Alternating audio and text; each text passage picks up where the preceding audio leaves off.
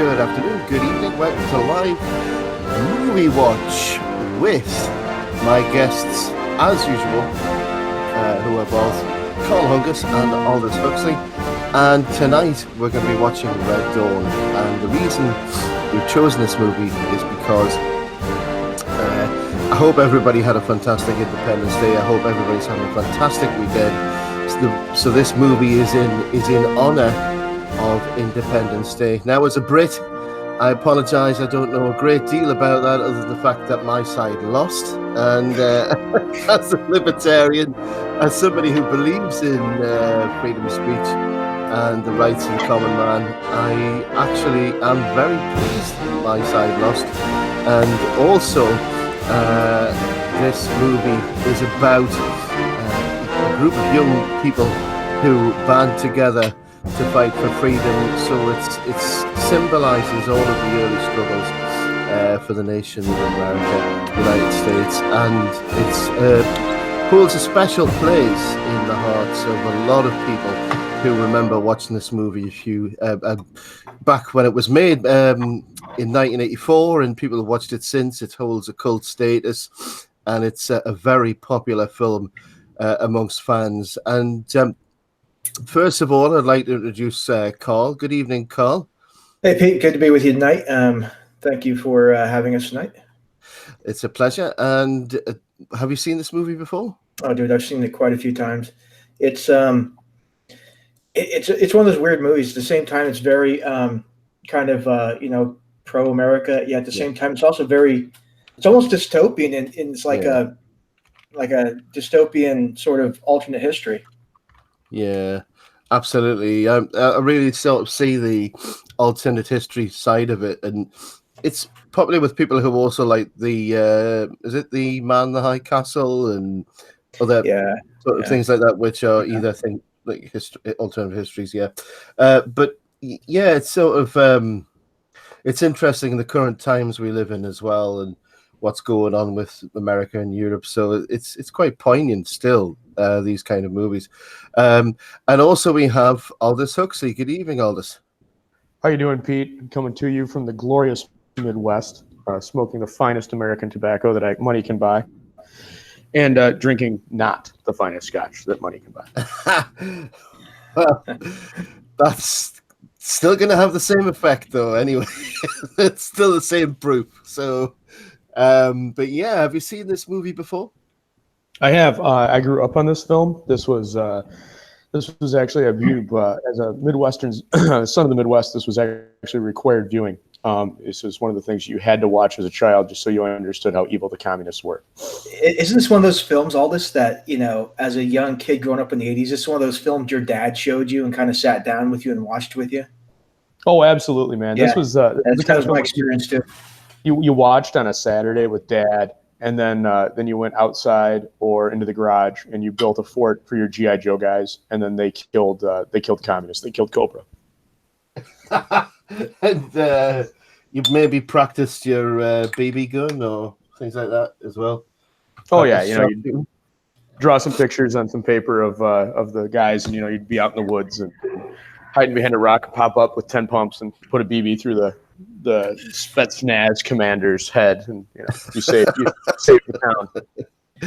Yeah, well, even we had what was it? We had something called Tin Can Alley when I was a kid, and that was just like a really low-powered air rifle thing, where you would practice shooting the tin cans. But I think shortly after that, Britain became even more left-wing, and we were told, now, children, stop doing that.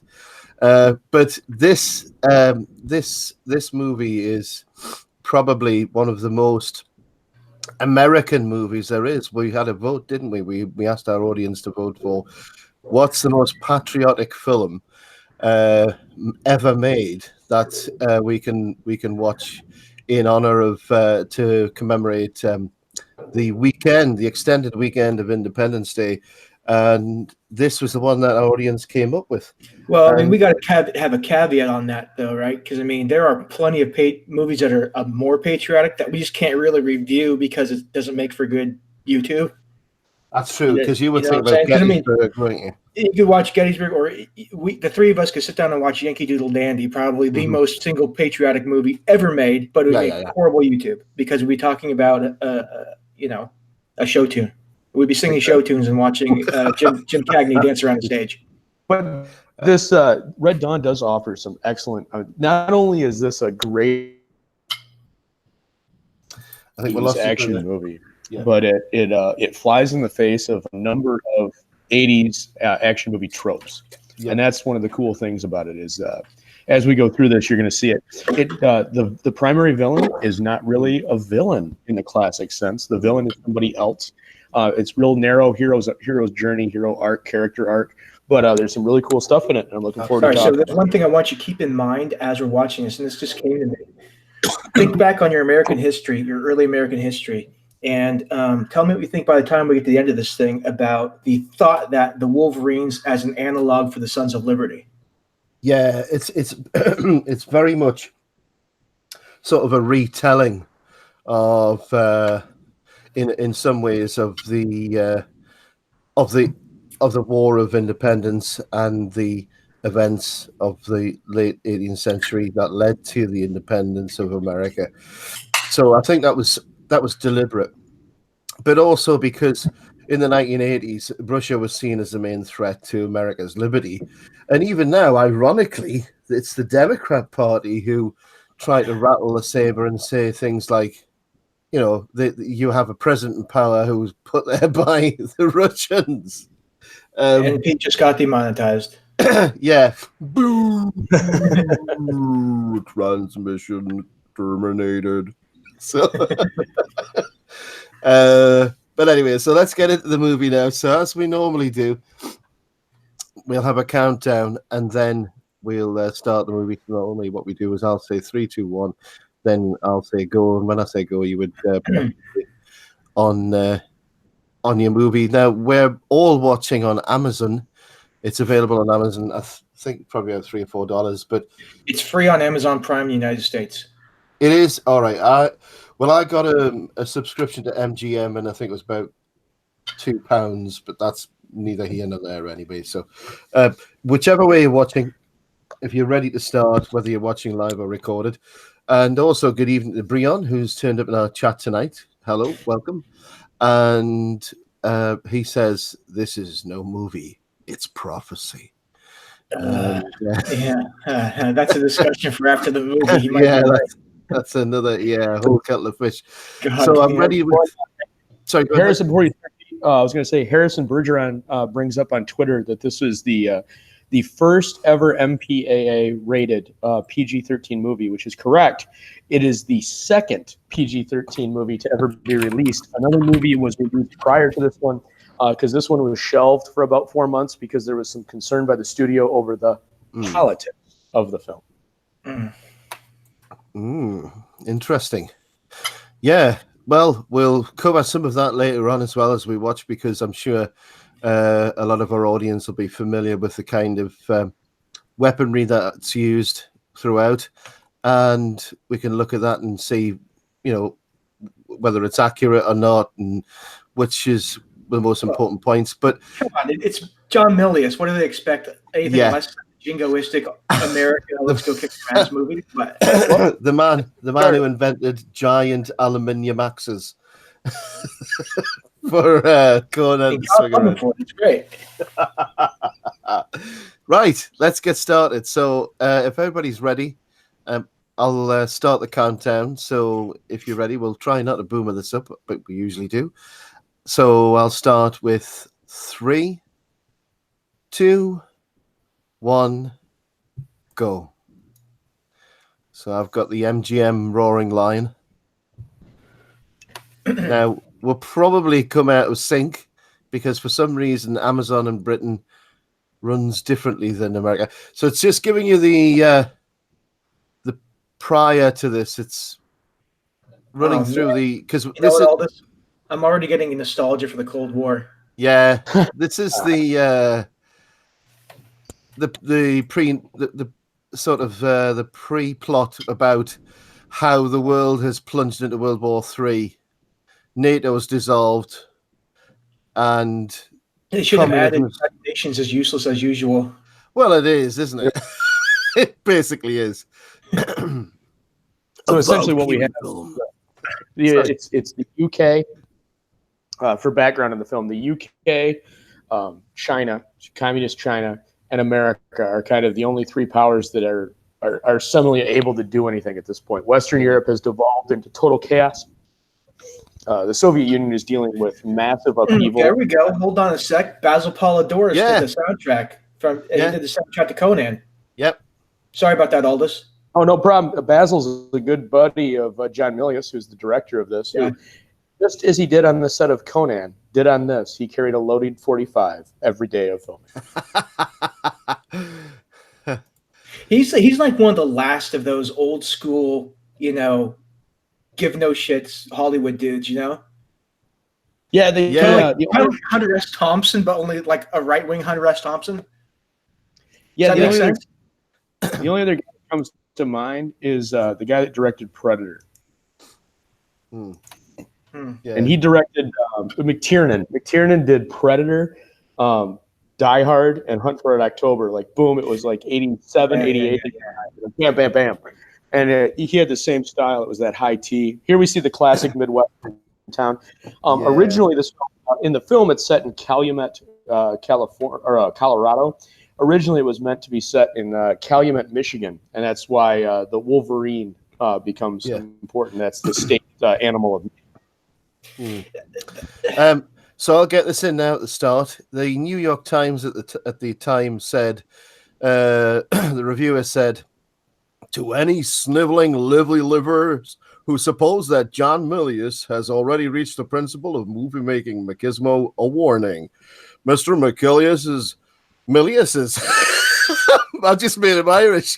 Red Dawn Fest boomerism is more rip-roaring than anything he has done before. Here is Mr. Milius at his most alarming, delivering a rootin' star for World War III. And the 2007 DVD had a counter on it to count the amount of people dying. There's an average of 2.23 per minute on the violence counter. So there you go, the carnage counter. So there's a nod to that. There's a lot of death in this movie. But it's Patrick Swayze in all his glory right there. And then we've got it's a famous cast. We've also got Charlie Sheen there.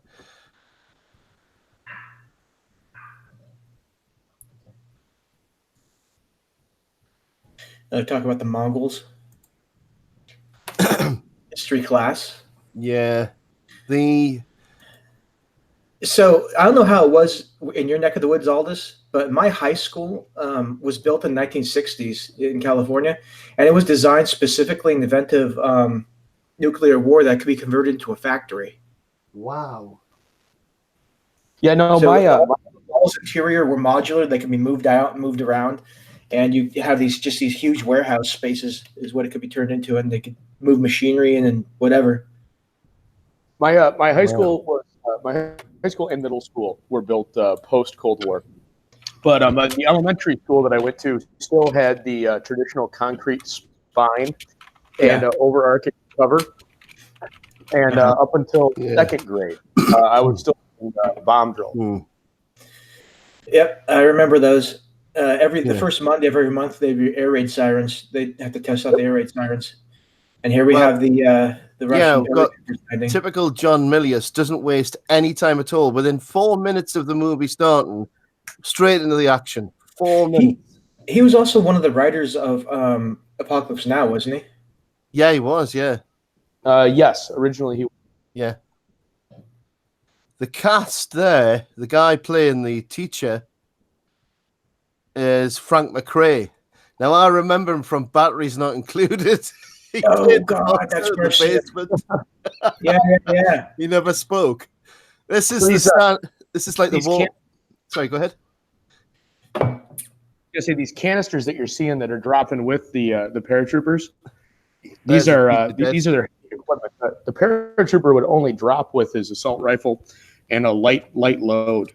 These canisters would be dropped with them, and this goes back to the Fallschirmjägers of the Luftwaffe, they developed this, where they would drop the heavier equipment in large canisters. The problem with this, of course, is that you have to access the canister, and if you land in a hot LZ, you have trouble getting your equipment, which is what happened in 1941 at the Battle of Crete. Yeah. Well, as you do, you attack a school with a rocket launcher.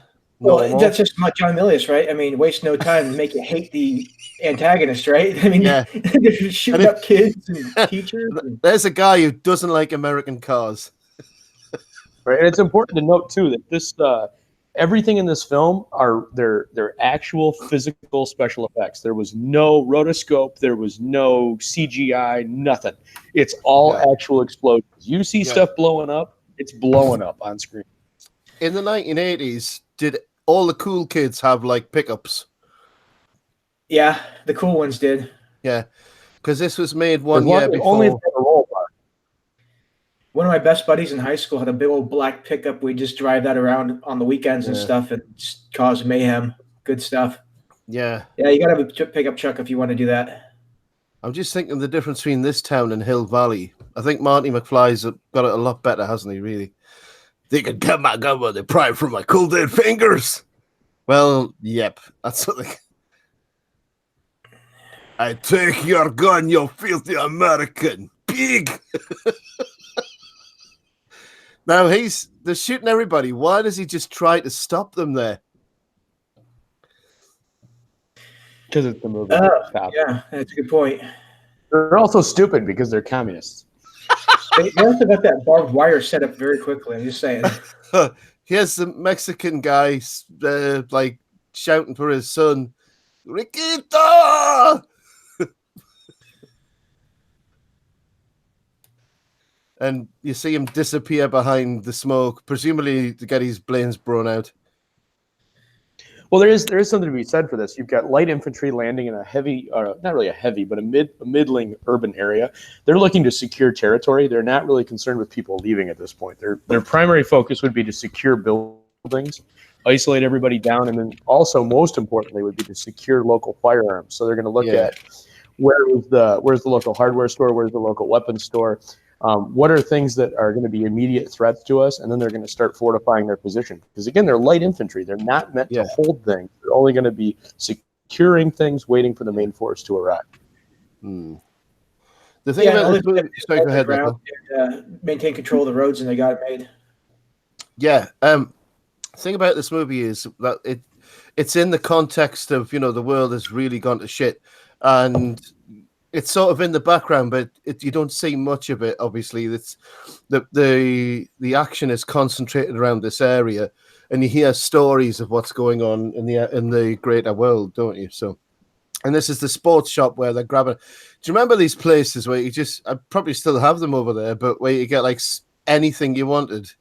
Yeah, it's like a big tackle shop where you can get gas, liquor, and ammunition. Yeah, they have them. They're quite common. Yeah, they used to be more common. Sorry, go ahead. I was going to say, you're going to see quite a few. This is a standard Huey Bell that you're going to see coming in here. But you're going to see a lot of Russian tanks, and you're going to see a lot of Russian equipment. All of it is older American equipment that has been mocked up by the gaffers and the special effects department to look real. Right. And they did such a good job on the tanks that they actually CIA guys showing up and going like, "Where did you get this?" And they're like, "Oh no, it's just a M48 patent that we welded some shit onto and ran backwards."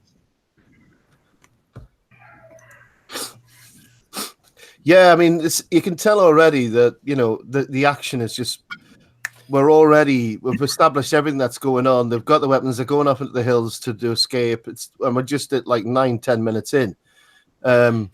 This movie is a prime example of why it's better to spend your life doing things outside and not sitting on your computer playing games all day. Well, that's it, yeah. Which is ironic, considering we're sitting on the computer talking about a movie. We're actually, I mean, the irony on that is not lost on me. Yeah. Well, no, but at this point, we're old, so it's okay. It's true. Yeah, this is where the gunship wipes. Yeah, buddy. Wipes them out. That camouflage they're wearing, is that...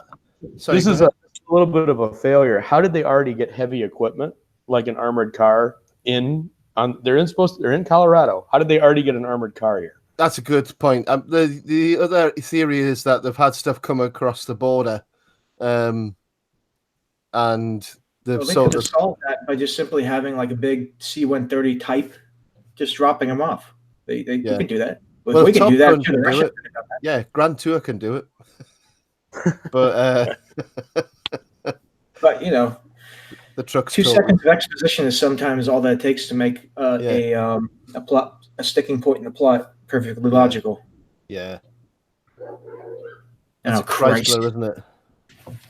That's a Chevy. Is it Chevy? All right. Chevy. There you go. That's why it broke down. Ford and HT, is that the right plate? I'm not sure. This is definitely... I've seen this movie set before in another movie, I'm sure. It's one of the big lots over in Hollywood, and I've seen it before. Oh, yeah. You've probably seen 100 movies, man. Yeah. Here it shows more heavy equipment. You got some... the tanks. Yeah, but you got a quad 57 AAA gun. Yeah, it's a little far-fetched for light infantry to be hauling around with them. Yeah. Brian's saying, here you'll see at least one Jeep in every Taco Bell parking lot, he says. Creepy Little Book says, oh, I won't say it, I'll let you say it. Aldous Call, you can say the word. Go on. Wolverines! Hail Pete from Creepy Little Book. Thanks for joining us, man. We've got the Yankee tanks coming in from the plains. We've lost most of our night vision and have only a few anti-tank missiles left. Well, actually, Cuban, isn't he? So, yeah, I did that wrong. These are lots of the Yankees coming in. The gringo. Yeah, you've got a mix of Soviet and Cuban special forces here. You've got some Spetsnaz guys. And there's some parallels to our longest day talk, because these are this is light infantry. They're in a very precarious position. I was going to say the set almost looks like St. Marigolese. Yeah, it does. There's a lot of similarities. So this is interesting too. They're telling them to go to the hardware stores and the gun stores and pull the forms 4473s. The EF form 4473. Yeah. If you're a able-bodied man or woman over the age of 18, and you do have no felonies, when you buy a weapon, you have to fill out an ATF form 4473, and that includes your address and your name and what kind of weapon you're buying. And then one form is kept on the location of where the weapon is purchased, and then the other forms are sent off to the various federal agencies. So what they're looking to do is they're going to go into every location that's selling people guns, so that they know who in the area has weapons, so that they can go out and confiscate them. And when people come say, what are you so afraid of registering your weapons? Well, that's really the entire argument right there. Whether it's done by our government or some other, nefarious people, it doesn't matter. That's the reason that people aren't for that. It's right. And that's also why one of the biggest things that they're concerned about, and when I say it's those that are, they want this ability to track, is they're really concerned about straw purchases, and then the supposed quote-unquote gun show loophole, which means that I could sell a gun to Carl, and if I sell a gun to Carl and it's a long gun and it's not an automatic weapon, I don't have to fill out a 4473. So in this instance, if I was to sell my shotgun to Carl would come to me, or they'd come to me and go, well, you have down, where is your shotgun? I said, oh, I sold it. Well, who'd you sell it to? I don't know, just some guy. Well, they'd probably shoot me, but now that shotgun's out in the wild, they don't know where it's at. Creepy Little Book also says another line. So, Carl, do you want to do that line? Let me click back onto it. Sorry, I heard footsteps coming up the stairs. I had my finger hovering over the mute button. Honey, what you watching in there? No, she knows. It's my mom and the dogs. Our neighbor dog, my nemesis, is back. So you hear that in the background. His name's Gelato. He's a dick. He causes my dogs to bark. So Creepy Little Book Pete says, "Avenge me."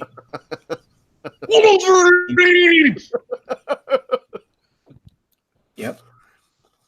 Just a bunch of scared kids. Yeah. I mean, I'm not gonna lie. I mean, when I was this age, I mean, I saw this probably first when I was like 12 or 13. I wondered what I would do if I was in this situation. You know, I think everyone has. It's like a natural thing, right? Yeah, because it's not just about. Well, and also, I mean, it's more of it's a too. I mean, these guys they live in a more of a semi-rural community. They've been hunting. They've spent some time outside. They know what they're doing. They can spend a weekend in the mountains. It's not a big deal. It's the impact of like, oh my God, not how do we deal with this or how do we survive? It's how do we deal with this? What do we do? They've already made a camp. They've got a fire. They're secure in their being. In fact, I would challenge anybody that's under 30. Can you do this? Could you drive up to the hills in 30 minutes and start a fire? Do you know how to do that? Do you know how to protect yourself? How to build a shelter? These are things that when Carl and I were, this is what we did, man. Yeah. And a lot of us when we were, I don't know how it was in your neck of the woods, but in my neck of the woods, when you hit 6th grade, they'd send you to camp for a week back in the 80s and stuff, and you learn how to do all that kind of stuff. It was similar here. I mean, we had the Scouts, the Cub Scouts as well. So when you got to be about 9 or 10, you generally, if you were a boy, you joined the Scouts. If you were a brownie, you joined if you were a girl, you joined the Brownies, Girl Guides, all that stuff. And you went out to a camp somewhere. So it was similar stuff, and you learned how to. Character right there is saying like we can hunt, we can fish, we can stay up here a long time. They know how to survive. They don't know what are they going to do to fight back. It's beautiful location up there. I don't know where they are, but that'd be. It looks like it's filmed in the Rocky Mountains. That's really the Rockies. nice. It's beautiful. That's God's country right there. And this is also, I mean, it's a testament to the fact that this could never really happen in the United States, because this would be happening everywhere, all over the United States. You'd have it up right. Well, it's one of the jokes within like the shooting community. It's like the coasts would fail quickly, but any opponent would suddenly have issues as soon as you hit any kind of a career or rural opportunity or a position. So what I'm getting from this is what Milius is showing us here is that this is actually man reverting to what man does best. And the kids this is their initiation in a way. They're learning to hunt and kill animals and go out on a hunting party together to do this, and how to butcher the animal, etc. So it's like they're reverting back to what's been lost post-industrial age, The sort of hero's journey, the learning how to survive as a man, learning these skills and surviving. Right. Well, it's also telling that these they're children. Maybe not children, but they're young men. And what are they doing? They're surviving in the wilderness, and they're instituting what they know in a tactical application. So they've experienced hunting. So they're using pine boughs to disrupt their silhouette, so that as they sit down, they're not the standard human silhouette. They're using things to disrupt their silhouette to make sure they're not spotted, both amongst the game that they're hunting and any Soviets that are searching for them. Because the thing that's most important here is we're fighting the filthy communists. Brian says these are gun owners that live on the coast. There are gun owners that live on the coast. It won't be a walk in the park. So for people who own guns and live on the coast, it won't be a walk in the park. That's very true. The problem is they're not really organized because, you know how the coasts are. Politically, it's very difficult. But he's right. There are a lot of gun owners on the coast. I'm a firm believer there would be more people like the mayor in this film than like these gentlemen that are going to fight against the invaders. There's a nice Star Wars hat reference. Yeah, I was thinking as well the pine boughs and stuff like that. I was thinking, what about vitamin C? And I thought, well, hang on, they can make tea out of pine needles. And this was exactly what the soldiers did. The colonial army did. The colonial militia did. They survived in the forests. Backwoodsmen, they survived by making food out of what they got. They got the vitamin C from the pine needles. I saw a video recently that, they even made beer from pine needles.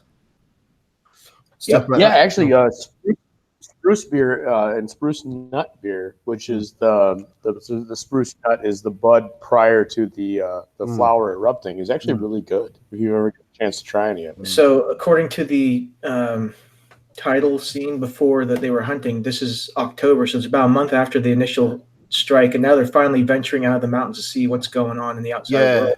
Coming down to see what's happened. And in the background, a bit of lack of continuity there. You saw just a normal, everyday car on the road there, but it's supposed to be like everyday.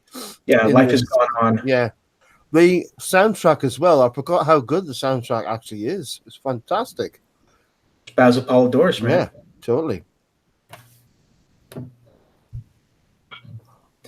Now, this movie was remade in 2012, wasn't it? With Chris Hemsworth. Yeah. Has anybody seen that?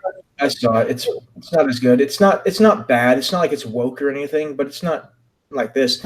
Now look at that. They have that old Cadillac Eldorado painted up all camo. That's pretty cool. Yeah. You know what this reminds me as well? The same era was films like Escape from New York. Yep. Yeah. I love that movie. And that isn't the same car, that Cadillac with there's like a chandelier stuck on the front of it. Something. And as you can see there, inevitably with all communist organizations, they've organized the proletariat to do the hard, backbreaking, unthinking labor. And there's the posters everywhere. Book burning? That never happens with leftism. As we know, well, that I won't say the word because I don't want to be demonetized, but there was a certain political party in Germany, in Berlin, in the 1930s, and they did a lot of book burnings as well. And they were actually a far left party. Well, you don't have to worry about being demonetized, Pete, because you got to be monetized first, right? Yeah, that's right. Good point. What would the course of action be? To send you a bill? Yeah, it'd be like, for when you do get monetized. Yeah, you owe us this. Yeah, nice. All right, so I have an aside here. I've got Pete and Byron in the chat saying that spruce beer is terrible. I've never had it. Both of you, DM me. I will brew you a batch of spruce beer that will it will make your liver hurt the next day, but you will love every drop of it. It's all in how you make it, and most people make it wrong. And it's a multi-stage process that I'm not going to bore the audience with, but there's a secret to brewing a good spruce beer. And here Aldous reveals his other secret, that he's actually a brewer as well. We're hitting an important point here. So the lady in the shop is telling they took all the people that might cause them trouble, gun owners, patriots, etc., to a re-education camp. Now the re-education camp. It's Alexander Nevsky, which is it talks about, it's the famous film of the hero of I believe it's St. Petersburg, Leningrad at the time, that fought the Teutonic Knights and liberated the Russians from the invasion of the West. Yeah, so, the battle on the ice or whatever. In a sense of what you're showing people, but it's not Battleship Potemkin level of propaganda, but it's pretty close. Well, Prokofiev wrote a really fantastic piece of music for Alexander Nevsky, one of my favorites. Prokofiev, fantastic composer. He wasn't. He's just one of those people who survived communism. He didn't. Everybody had to tip their hat to it, because if you didn't, you were taken to Siberia. But off to the gulag. Yeah. This is basically what we have here, is a nasty gulag. Yeah, so is any similarity between what we're seeing here and what's going on in modern politics right now? Certainly metaphorically. Yeah. Oh, hang on. I think I just saw AOC at the fence there. Now, these guys have been metaphorically deplatformed and put off in the gulag. There's a famous actor. You recognize him? Harry Dean Stanton. Yeah. Yeah. I forgot he was even in this. Harry passed away. We lost Harry last year. Yeah. Harry was in just about everything. Yeah. And He was Harry was damn one fine of the actor. greatest character actors that Hollywood ever produced. It absolutely, without a doubt, hands down.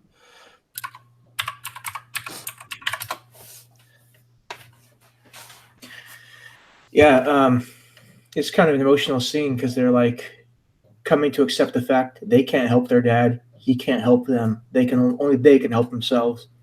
Time Well, I'll take off. disagree with that. I'll disagree with that in a sense, Carl, is what their dad tells them here is that everything that they've known up to this point in their life is gone. And you just said that. It's gone. It's all gone. And that's the moment. This is that moment when a father passes that last bit of wisdom onto their son. And you're an extension of me, you're an extension of our family. Do us proud and move on. That's the moment here. Your perception is he is helping them because he's telling them that, helping them realize that everything they have is gone. They need to figure out what they're going to do and not dwell on what was. And that's why they're weeping. It's their dad is still alive, but he has to be dead in their heart from this point forward. Yeah, they're also realizing he is all but dead. Yeah, he's basically dead. He's talking to him still, but he's dead. Right, and imagine that impact. I mean, if your father is still with us, that's an emotional impact, and it's handled. Milius does emotion really well in this film, and how he sets characters and how do they evolve to where they end up. And this is a very poignant scene, and he's handling it. And that great line right there is, "Where's my dad? I don't know. I don't know." It adds into that effect. Just the way he says, for the rest of your lives, don't you ever cry for me again. That look on his face. I mean, just the emotion he's not conveying. But the emotion he's conveying by not conveying any emotion is pretty incredible. That's some acting. Does that make sense? Probably not. No, I think it's also the idea as well. This is the power of fatherhood. Sorry, go ahead. Too. It's the, you got to get going now. I want to see you. I want to spend time with you. I want to sit down and talk, but we don't have that time. And it's the understanding that, Yep, here we go. Here's that line. Yeah, avenge me! Avenge me! That says it all, though, in one phrase, doesn't it? But isn't it also the point as well that wars are always fought by young men? They're started by old men and fought by young men. Yeah. I mean, that's a thing. I'm going all the way back to Greek myth there when I say that. This sequence is where Red Dawn begins to divert from the standard action movie trope. It's important to talk about this because this is the recitative, isn't it? This is the resting moment where we've actually had non-stop action for almost half an hour, and for the first moment, we get a moment of rest. And what most third wave feminists would have you believe is that up until now in contemporary culture, there has been zero interaction of the feminine hero or the heroine working alongside inequality. This film was made in 1984, and what you're about to have is the interjection of women into this group of resistance fighters that are young, and they're slowly developing into what they're going to become, but they're going to put women in charge into the group, and the women are going to have equal voice. And this is 30 plus years ago, and here it is. We're going to see it. It's going to happen. So the third wave feminists are totally off base with their, this is cutting edge. This is new. We need Captain Marvel to tell a man his place. Here you have a film but this film can't be used by third wave feminism because third wave feminism isn't about the projection, the rising of the woman. It's about multiple other things, and using this movie would conflict with those philosophies. So we can't talk about this. This is a non sequitur. Yeah. Do you see what he did as well? He hid a radio in a waterproof plastic bag, then poured water around it and then sealed it in an aluminium fast food container and froze it in the freezer so that it would look like just frozen food, so nobody would find the radio. I've never known that trick before. The the thing about women fighting is, the Irish have a long tradition of that. The Celts have a long tradition of that. If you're able to fight and you get to that point where the women have to fight, any sort of like sexism or any sort of traditional stuff goes out the window. I mean, it was part of Irish culture that if a woman was a good fighter, she could just join in. That was part of Celtic culture. And when you're pushed to the edge, doesn't matter who's fighting as long as you survive. So there's a lot of equality in society when you just need to survive. Well, and also this is poignant too, because these men they've been out of circulation for a while. They've been living up in the mountains, so this is their first. They've touched base. They've gone into town. They've seen what the town is, and you're seeing that it's a slow change. Milius handles this very well, and this is kind of the door at the threshold moment. They're understanding that everything that they knew has changed, and there's new factors, and they need to adapt to them. And it's this the hero's journey. They're adapting to them. They understand what they have to do now. And they have to start fighting back, and they have to start resisting against this tyrannical impact that has destroyed their world, because they want their world back. And you get this strong impression too, as Patrick Swayze talked to the gentleman here, that there's maybe a little bit of an understanding that some of the older members of this unit understand that they're never going to go back. That's a lovely scene there as well. And that's a little tip of the hat to Westerns, isn't it? But it is a Western. This is a Western. Every American tale is a Western, because the Western is quintessentially American. When Americans eventually got to the West Coast, was there a crisis? Was there like, well, we've made it. That's it. We've done it. We've got the West Coast. We've united the country. Was it like when Alexander wept because there was nowhere else to go? Then there was Alaska. And you had the gold rush in Alaska in 1900. That's a point, actually. This movie says that there's an error in the movie. It says it's that no foreign soldiers have ever been on American soil invading since the British. That's only correct since 1813. Yeah, but there's the Aleutian Islands. Those were territory, but they weren't a state until 1959. Alaska wasn't a state at the time. Alaska did not become a state until 1959. So yes, the Aleutian Islands were held, and actually several Aleutian Islands were held. And this is the island hopping campaign. If an island was determined to be not important, the U.S. Navy would isolate it, blockade it, and leave it alone. So there were multiple islands that were actually really close and within striking distance of San Francisco and Los Angeles for long-range bombers, but the Japanese were never able to get bombers to them because we blockaded them. So that's why the Japanese, the super submarines that actually could launch their own torpedo and dive bomber. Yeah. These poor suckers wanted to see the sights in the Arapaho National Forest. This camouflage the guy's wearing, was that of the era? Yeah, that's semi-correct for the era of paratroop.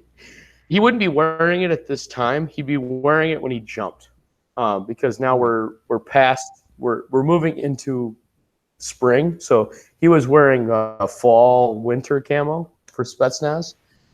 Whether or not Cuban elite paratroopers will be wearing it is questionable. That's accurate for 80s Spetsnaz. So you're hearing his rendition of the battle with the 35,000 Indians or Native Americans.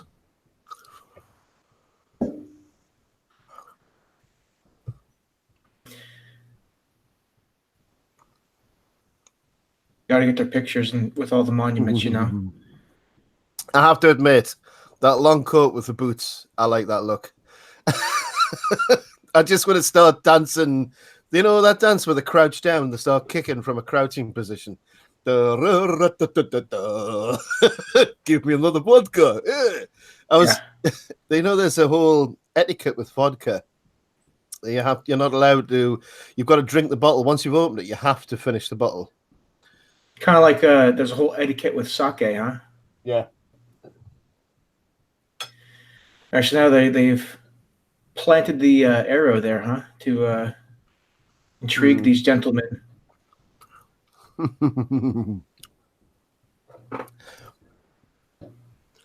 mean, that bloke talking now, he's speaking Russian quite well, but he's obviously not Russian. His accent's not good enough. But Uh-oh. Russia, Amerikansky. That's Ferris Bueller's sister, right? Yes. Ferris Bueller's sister just slipped down. Jennifer Grey. Jennifer Grey before she got the nose job. Yes, prior nose She looks job. great with a post nose job. I'm not gonna lie. Yeah. She doesn't look bad with the nose job. Yeah. Pre nose job or post? Or without. Yeah. Yeah. Oh. Oh, an arrow right in the small of the back. That's not nice. Oh, that hurts. Somebody get me some muscle rub. Oh. That's painful. Oh, right up the arse. The AK, are they AK-47s they've got? Yeah, those are AKs. Is it true that... This is an... Sorry. Go ahead, Pete. Is it true that in some parts of the world you can get an AK-47 cheaper than you can buy a hamburger? I heard that. I watched God of War. That's something I picked up from God of War. The AK-47. The AK-47 is based off of the STG-44, which was if you want to technically use the term assault weapon, was the first assault weapon ever developed, and it was designed as a merging between the submachine gun, and the combat rifle for a combat-ready weapon that offered the range and distance of a combat rifle, but with the fire rate of a submachine gun. And the STG-44 was developed by the Germans in World War II. It was captured by the Soviets, and Kalashnikov produced the AK-47. All the AK-47 variants that you see in the movie are actually Egyptian variants that were manufactured to Soviet standards. So they are actually accurate to what a Soviet would carry at the time. Yeah, there's a poignant moment there. You just saw Patrick Swayze had to shoot the young guy in the head. He was still alive, but he had to finish him off. And the young guy turned his head away to make it easier for him. But it was just one young man staring at another young man. And, going back to the War of Independence, as some people might already know, it was the first civil war. You had brother against brother. One brother believed in independence, another brother was a royalist or a loyalist, whichever way you want to say it. And so you would have people facing each other on the battlefield who grew up together, brothers, literal brothers, fathers and sons. And it was the same with the English Civil War. Right. Here's a poignant scene. This is important because the one girl is saying, like, hey man, we're equal, we're the same. This is 1984 in a movie that nobody would argue that this movie isn't high tea. And we're talking about women and men. Hey man, they're equal. This is the same thing that you see in Conan as well. That with this shuts down the that character whole who's not named throughout the whole movie. Down third wave feminist ideology that up until modern society, contemporary society, that men have looked down on women. Any strong male looks at a woman as his equal, and you're part of a partnership when you engage in a relationship. And it's being shown here. And interesting, this movie was made or produced and released in 1984, and that date is significant, isn't it, Arthur? It is. It's an obvious allegory, what you're talking about, to Orwell. And then you're talking about 1984, where love conquers all within that book, or does it? Based off of what happens to the primary character with O'Brien. But you're seeing things that are done so poorly in modern film, done so well in this, with simple dialogue. The writers understood on this film what the message they were trying to get across. And it's liberty on one side and totalitarianism on the other, but it's totalitarianism with a smile. They're going to try to manufacture that everything is fine and we can do it. And here we have the introduction of the villain of the film. The villain is not the communist. The villain of the film is this gentleman right here. Yes, he is the collaborator. The collaborator. Yes. This film is the villain because he is the ultimate scumbag. He is the ultimate. Powers his Booth. philosophy changed. No, this is not Powers Booth. Powers Booth is a pilot. Yeah. Powers Booth is coming a little later. Sorry, it's not Powers Booth. Sorry, it's who was this actor that we're seeing on the screen? I don't know. Oh, where's X-ray when I need it? There we go. It was in a lot of TV dramas. Smith. That's it. Now, we would call that person a quisling. Yes. Quisling would be a fully appropriate term for this man. And this person represents the British government at this point in time, historically, by the way. Well, within the context of the film, absolutely, because Britain is not getting involved within the lore of the film. Oh, hang on. Hand on heart for the national anthem of the People's Republic of the Socialist Soviet Union. Isn't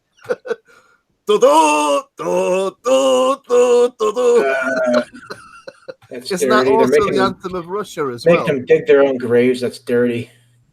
Yes, that's dirty. Just shoot me Mexican instead. guy still alive. Just gonna shoot me? Yeah. Is this a Russian anthem? I'm sure it's. Those are amazing looking, those tanks. They have done a good job on them. Yeah, so all of the armored vehicles were, as I said before, were American armored vehicles that they acquired from a rental agency for film. Their special effects guys went to work on. They used plywood, they used polystyrene, they used everything they could. Yeah. And most of the tanks that you're seeing are M48 patents that at this point were still being used by the U.S. Army and the U.S. Marines, but most of them were out of service and they reworked them and they made them look great. And they ran them backwards because the bogey wheels are actually correct for a modern tank, which is wild. They actually spent that much time to understand that the primary suspension wheel on a tank developed in the 50s was actually in the rear, and it changed in the 60s and 70s and went to the front. And they ran them backwards to make them look like T-74s or T-72s. And they were so accurate. The mock-ups were so accurate that the CIA and the NSA actually sent out people to ask them where they got them. And we're seeing now that the youngsters have got the stage where they've created their own ghillie suits, haven't they? Yep. And here's your example of just how evil the quisling, as Pete made it, is. He's watching his own brothers, his own American citizens, get machine gunned down into a mass grave. Yeah. Well, to collaborate, the first step to collaboration is to learn to hate your own people. That's the first step you've got to make. And the elites in my country hate the British, and they especially hate the British working class, of which I am part. I am proudly from the working class. But yeah, I think he's putting his hand over his face a bit there to think, this. What have I got myself into here? Yeah, that's pretty much it. So what have I done? Now he's in too deep to go back. The interestingly, Operation Red Dawn, the operation to capture former Iraqi dictator Saddam Hussein, was named Operation Red Dawn, and its targets were dubbed Wolverine 1 and Wolverine 2. Army Captain Jeffrey McMurray, who named the mission, said the naming was so fitting because it was a patriotic, pro-American movie. Milius approved of the naming. I was deeply flattered and honored, he said. It's nice to have a lasting legacy. Interesting. I'm surprised John Milius didn't ask to go along. Yeah, he would have done that. Given the opportunity, he'd have strapped that 45 on and gone along. John Milius has a schlong like a fucking bazooka. Well, here we have another poignant scene. I mean, these men lost their product placement. They lost That's the only product placement. Go ahead, Aldous. Sorry, Aldous. I did a talk over you there. Poignant scene. That's brotherhood. Now this is slightly inaccurate. More than likely, if you were to fill up a military armored vehicle with contemporary residential gasoline, because most vehicles would not run on gasoline, they would run on diesel. So it's a minor point. But I love the bicycle and the innocence of using a woman, and of course the Soviets just hassle her. It's very French resistance, isn't it? This is exactly the same scene. Sorry, Cole. Yeah, it's very French resistance. Same scene from Longest Day. That's it. Yeah.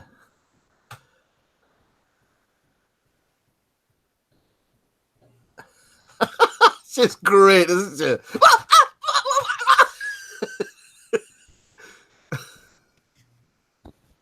Now they exactly revenge. Yep, and then we have the application. This is awesome. It's, that's a trick. There's nothing better than a dead communist when a communist is killed from a spider hole, my friends. Yes, well, the communist is killed with a communist North Vietnamese strategy.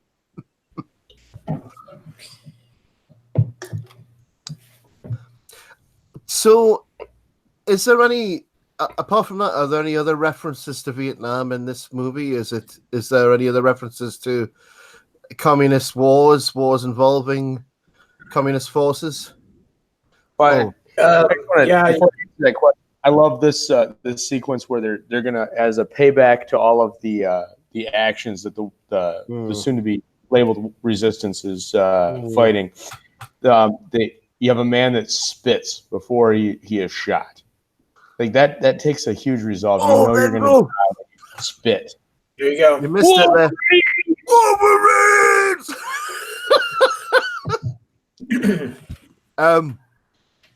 And this is why Americans love stories like Robin Hood, don't you? Because it's the ordinary man getting it back to the oppressors. Any red-blooded American loves the story of Robin Hood, because not for the give to the poor and take from the rich. It's for the very simple fact of taxation is theft. Yes, indeed.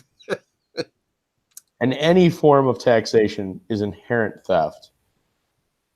And we're disrupting an excellent combat sequence here with some really good guerrilla tactics of pre-positioning, knowing when things were going to go down, as well as really good small unit guerrilla applications. Also, they've got really. They had the spray painted Wolverines. That's terror inducing. That's actually true terrorism with the Wolverines logo sprayed on it, because they're not spreading terrorism amongst the citizenry. They're spreading terror amongst the occupying soldiers. They've got some incredible unit cohesion for a group of people that have only been operating together for such a short amount of time. But that's also, they have the advantage of knowing the terrain, knowing, where certain buildings are positioned in town, all those sorts of things that make it just a folly to try and fight a guerrilla campaign against someone who knows the territory. Yeah, I think that's where there's a little bit of a hole in the plot because they wouldn't have had those skills. There's an allusion there, the Continental Militia, and the Continental Militia used to fight in the British Army in the colonies when they were the colonies, and that's how they were expert veterans. And when the Declaration and the war began, these people were expert fighters. They were veterans, and they had the knowledge. They had the backwoods knowledge. In this movie, these kids wouldn't have had any knowledge of how to fight. So where have they acquired these skills? Well, I'm assuming from the montage, it kind of gives us this is over the course of a few months or whatever, and they're slowly gathering the skills and learning how to do these things. I don't know, but you got kind of a good point. So is this guy like a commissar or something that he's talking to? Commissariat. He's a Soviet advisor, and we've got they're talking about winning the hearts and minds, which is it's interesting. This is a great lesson. Politburo. You will never win the hearts and minds of the majority to the point that it matters when you're the occupying force. I do like his hat, though. It's very Ottoman Empire, isn't it? Yeah, he got a Cossack look to it, huh? The berets the Russians are using, or the communists, I should say, are using, because at this point it was Soviet Russia, not Russia. It reminds me of the UN berets and stuff. Is Milius trying to push something in there subtly about the UN? That could be. It also kind of. Well, I believe that the NKVD. Well, in World War II, the NKVD, which were the Soviet border police, wore a blue beret. And I don't know my 1970s, 1980s Soviet uniform, but I would assume that carried forward, and your commissariat corps would still wear the blue in reference to the NKVD. Is this a crash plane that they're going to find? This is where we get Powers Booth here. Aha. Or Buzz Lightyear. That's Tim Allen. And sadly, last year we did also lose Powers Booth. Yeah. Oh man. Great actor. Great character. Which also took the star Patrick Swayze in this film.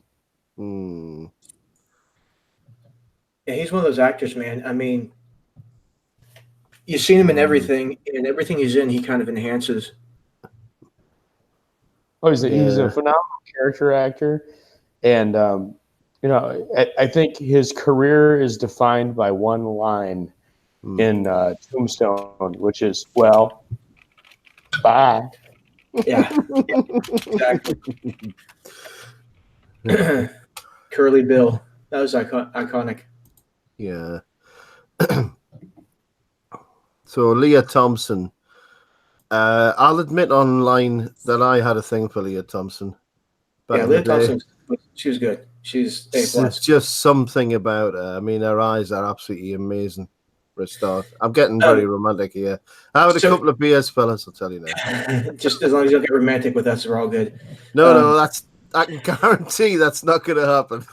All this for purposes of character, for purposes of hero's journey and stuff. Would you say this is the mentor figure? Yeah, this is the moment where you've crossed the threshold and they've made a commitment, and the film does a really good job of creating everything up to this point. But this is the moment that everything changes for them, because now they truly have somebody that understands military tactics, and they've got that guidance, and this is the paragon, and they can now start viewing him as he's going to start giving them knowledge, military tactics. How do we do this? How do we handle ourselves? And it's a change in up to this point. It's been montages, and you're going to start seeing a little bit of a story start to develop here. Yeah, because we just raised the point about 2 minutes ago. How do they know how to do all this stuff? They haven't had any training.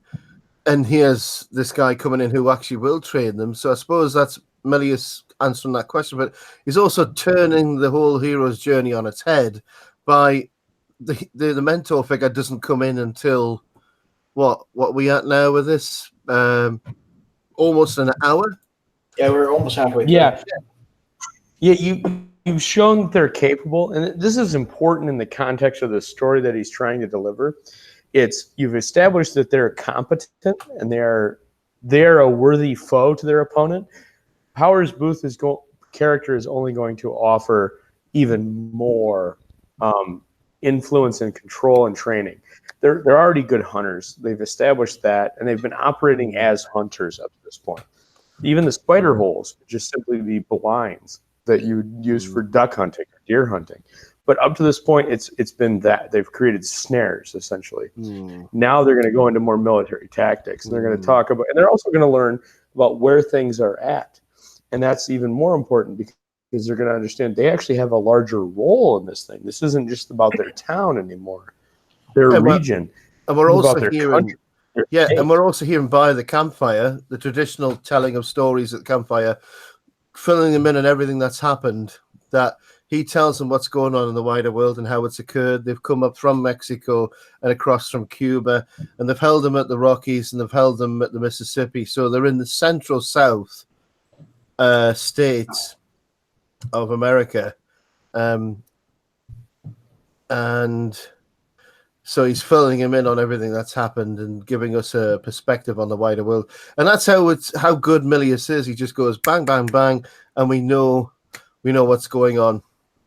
Right, and any writer, anybody that's looking to write, whether you're writing a film script, whether you're writing a comic book, or whether you're writing a novel, look at how this is done. This is exceptional exposition and explanation within a few quick cut scenes. They explain everything. Any question that you've had up to this point in the movie is being answered in 10 minutes, and it's exactly. That was my point earlier about exposition. Beautifully done. Yeah, that was my point about exposition earlier. Sometimes just a couple sentences clears up any plot holes. But the key words that are never used here are or you're aware or any of this. They're in a world of darkness. They don't need to be. They don't need to have any assumptions made. Just explain it out, and that's the good writing. The poor writing would be to them to understand, and you can actually see this. Unfortunately, in the remake, it's used, and you get and you see the That's always a key phrase. That's like, oh, that's poor writing, because you're making assumptions on both what the viewer and the character, the fictional character that you're basing it off of, knows, and you never do that. Never say you know. I think as well the comparison. This is a really interesting study in the comparison between movies then, movies now. With Milius, it's so stark. Modern movies feel like they have to make some sort of moral apology for everything they're saying. This movie, back in the 80s, that wasn't a concern. You just told the story. Right. Oh, exactly. The story is paramount. The story is important. So now we're shooting up a column. Set to come find them, it looks like. I have to apologize, guys. I'm sorry. None of them are wearing red coats. That's all right. That's all right. Do you know why? Do you know why the red... Sorry, go ahead. I was going to say, according to the storyline of the film, Britain's on our side. They just won't last long. Yeah, I heard that. Yeah, and this is that's a call out of the Second World War because, we were in a position where we found ourselves alone, and the plan was that most of the hierarchy of Britain were going to retreat to Canada, along with most of the army. I forget the name, but there was a full operation plan to evacuate most of the armed forces and most of the principal personnel to Canada and fight a naval war against Germany. But fortunately, thank God, and thank you very much, American brothers, you joined the war and you fought with us, and it's much appreciated. Yeah. Just learn to last longer when the Russians are invading, all right?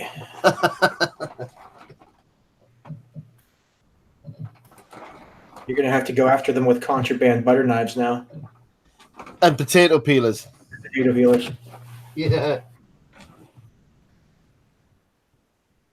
we're getting a little bit more exposition about what's going on in Denver, for instance, where everyone's starving, eating rats, and things like that. Right. That line is important. It's medieval because that word evil doesn't. I don't feel it has as much impact now as it did then. As a kid, like for me watching this, like when Powers Boo says it's medieval, like it's you're sitting in front of a TV. For me, we just had gotten cable. This was on TBS. I'm watching it with my dad. It's weird because like you were on this like uptick, like you hadn't experienced this. We didn't have the internet. We didn't have this multimedia. Everything wasn't at our fingertips. So when you first get cable, or you first got a VCR and you got a chance to rent this movie, it's medieval. That meant something. There was some power to it. And here's this is a really, really important scene too, with the rock and the carving of the names. Yeah, Patriots Rock.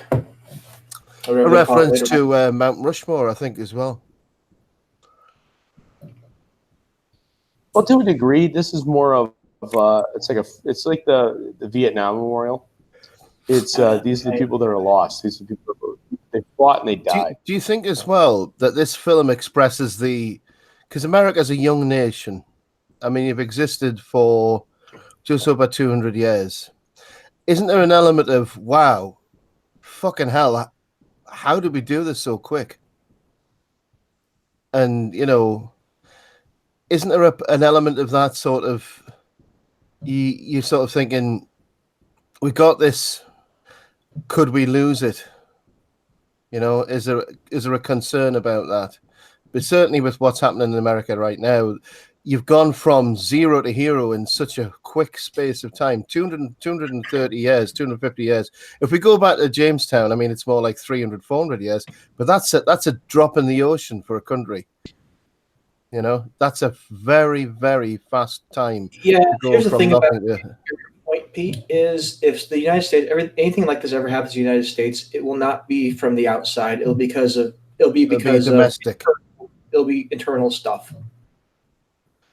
It'll be like, yeah.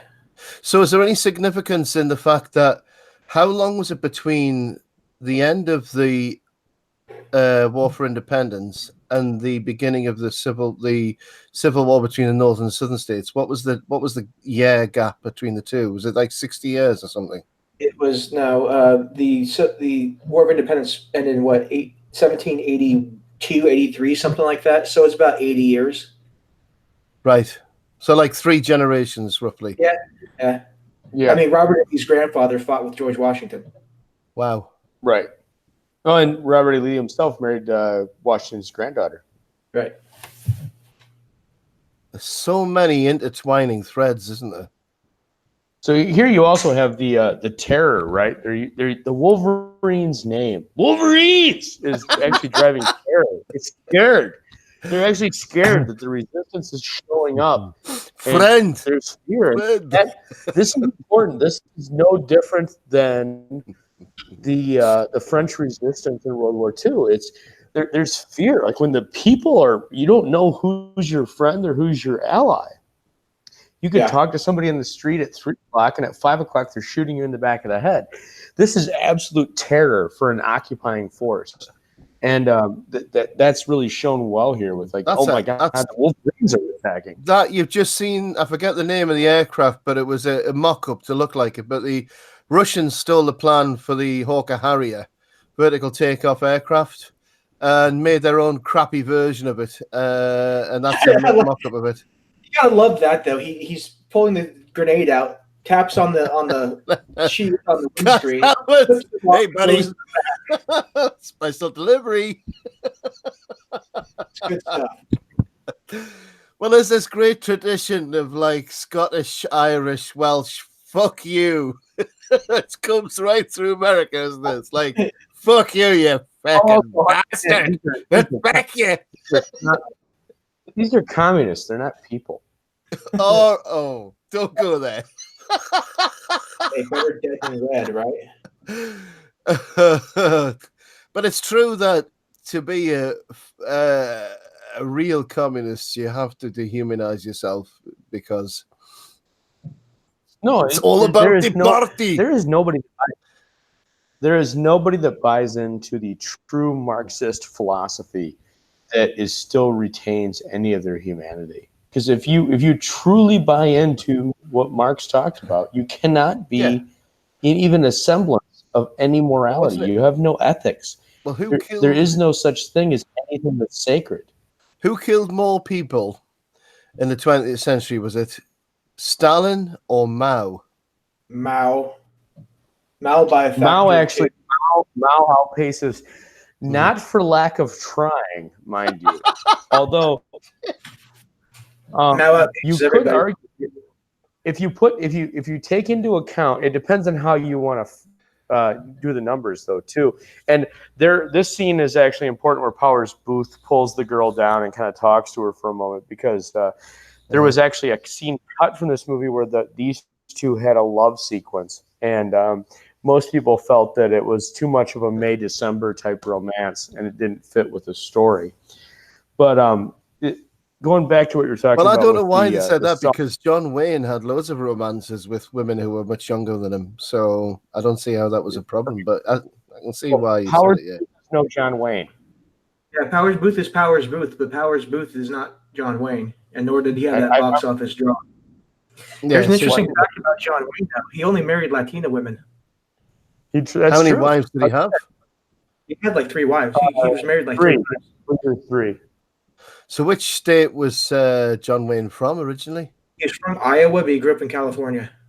Right, okay. Well, he was in the right place, wasn't he, for Hollywood. So back to the movie, you were saying, sorry. Well, let me ask you this question. Was he in the right place, or was California in the right place? Because I tend to believe that California is in the right place. So, right, okay. So what we're saying is John Wayne was the first ever Chuck Norris. Before Chuck Norris, it was John Wayne. Sure, I could be. I will defer to anybody that's watching this live or watches it once we're full on streaming. But unless somebody can correct me, I do believe John Wayne taught Chuck Norris everything he knew. Oh. Right. Well, that's out there now. I think one of the things I like about this movie is the way that you've got this continual measurement of time. Yeah, you can see their progression as the months go by. They started out in September at the beginning of the school year, right? And now they're progressing into January or whatnot. Yeah. And yeah. Here we go. Have either of you seen the movie with Al Pacino called, I think it's called Revolution? No. From 1985. That was made a year after this movie, and it was derided by American critics because it didn't have a completely "the revolution was perfect" message. It sort of shows the revolution with warts and all. And it's a fantastic movie if you haven't seen it already. Al Pacino's career took a nosedive after he starred in it, but it's from 1985. It's called Revolution. It was directed by Hugh Hudson, and it stars Al Pacino and Donald Sutherland, and it's about the events of the American Revolution for independence. And that does the same thing. It marks time, through all the major seasons and battles. That's kind of cool. Check that one out. It's a fantastic movie. It really is a really good movie. And in my opinion, it has probably one of the greatest ending sequences of any movie ever made. But it's regarded poorly because it doesn't show the War for Independence in a perfect light. Well, that's their fault then. So at this point, they've basically walked Lieutenant Colonel to the front lines, right? Because he's trying to get back. Did anybody have a G.I. Joe with snow uniform? Hell yeah. Oh, absolutely. You had 1953. with a white rifle. job. You had a Stalker in I want to say 1988. They came out with a secondary Stalker character that was a reprint of the initial version. That had he came with a kayak with a machine gun mount. That was pretty cool. Yeah. This is obviously not a good place to be. No. The percussion on that would be pretty bad. They're lucky they kind of got that little berm to hide behind, or else they'd probably all be deaf. Yeah. And these tanks are amazing, the job they've done with them to make them look like this. But look at the cinematography. The lighting's perfect. The position's perfect. The shot's perfect. What happened to Milius? What happened to him? I mean, you know. A lot of things. I mean, he was involved with other projects and stuff. I mean, it's not like he went away completely. But, I mean, there has been some, like Hollywood blackballing him because of some of his views. But he was like the executive producer and one of the writers on the HBO series Rome. So, I mean, he's been around. I think you also have to understand that, it goes back to that the torch that burns twice as bright burns, half as long. And it's no different than McTiernan. McTiernan, like we talked about earlier, he did Predator, he did Die Hard, he did The Hunt for October, and then he got into some trouble. And there's a lot of that goes on. It's hard to it's hard to stay on top artistically for as long as some of these people do. And man, this is a hard scene. Yeah. Hunt for Red October was a fantastic movie. Have you heard recently about the stuff coming out about the Russian sailors who have been killed recently in a submarine fire, and the guy who said we've just averted a global catastrophe? What the fuck happened there? In the United States, release I'm hearing, is all very nebulous on that, so there's a lot more to it than what we're hearing. Seriously, what the hell almost happened there? You know what I mean? So there's some unconfirmed reports of some things going on in the North Sea or around the Arctic Circle. Yeah, with submarines, U.S. and so there's here we have the death. Sorry, Carl. Here we have the death of the mentor, the martyrdom of the mentor happening, and it's much later on in the movie. The death of the Paragon, and then you also had the first real loss that they've suffered when I believe it was Danny. Danny gets shot, and you see the reaction of the one girl that previously had a relationship in the cut scene that you haven't seen. You kind of start to understand why she's so emotionally involved. That would have built it up more. Yeah, it would have been creepy though. You're kind of right. It does have a sort of a weird, creepy vibe to it to begin with. The given the fact that we're talking about romance should be with consenting adults, the old rule is half your age plus 7 is the minimum. So half your age, add 7, and that's the minimum you should be thinking about. All bets are off in wartime, buddy. How many GIs came back with war brides, right? Well, This is it. I mean, we successfully populated America with English genes. Oh, and that's why she said, "I'll never love anybody again." That's really weird. Without that scene you're talking about, that makes this whole little scene right. Yeah, because this is you're absolutely right, Carl. I never noticed that before. I never would have thought that. Yeah, I was like, what the fuck's she on about? I love the way the guy in the background's wearing that sort of medieval style skull cap. Mm-hmm.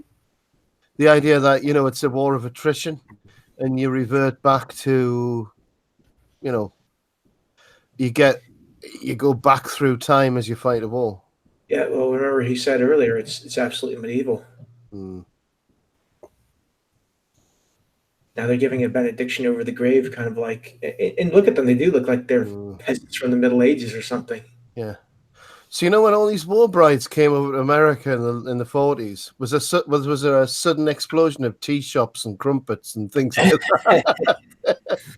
What's with all these fucking crumpet shops and tea shops, for God's sakes? A lot of Belgian and French girls. I have no basis for this, but I'm saying that they all rebelled from that. They just went, you know what? Coffee and a fucking donut is okay. Hey, but don't knock a nice cup of tea. I'm telling you, it's a good thing. Because I drink tea and coffee, and I appreciate both, but there's nothing like a properly nicely made cup of tea. I'll tell you what, a nice cup of tea with a fry up, nothing better. You're damn right. And, you know, if you want, you can always chuck it in Boston Harbor if you want as well. It's not going to taste as nice, but hey, fucking do it. There's no need. You're not taxing us anymore. Yeah. Yeah, that's true. Snap. Just we're being taxed still. I love the hat, mind. Sheen's hat. It's properly like Mongol, isn't it? Yeah, it's like Ural mountain man cap. I love this scene here, and it's Swayze was a master at striking a pose, wasn't he? Really. I mean, he's Swayze, right? Yeah, he was a dancer, wasn't he, before he was an actor? He was the man. And here's the European Union marching. The communist marching band here. There's Macron. Sorry, not Macron. That's Angela Merkel, right? Yes, With a Angela mustache? Merkel.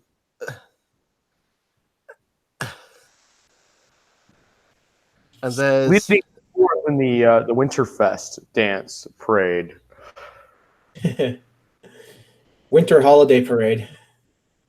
Do you remember those communist Russian military parades were absolutely huge, weren't they? Through Red Square. I mean, they still do now, but I mean, they were massive, weren't they? With the nukes, the mobile nukes and everything, and the tanks and everything. Mental.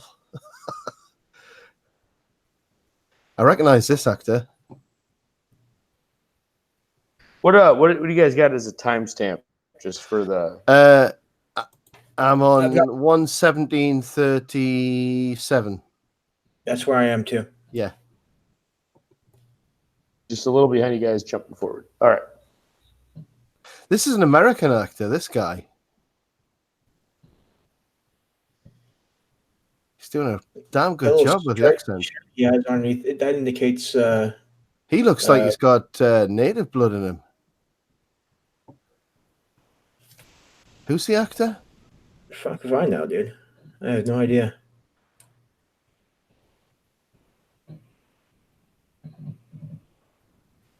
We are fighting Wolverines. Yes, this is the Spetsnaz commander. They have brought in the Russian special forces to deal with the guerrilla movement that has been causing them nothing but trouble since October. And keep in mind, we started in September.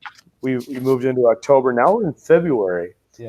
Only now are the Soviets, the high command institute, they're bringing in a specialist, bringing in the special forces to try to take out these troublemakers. Well, this is exactly the same thing that British did with Ireland. After it got, it's like you awaken the curiosity of the higher echelons eventually.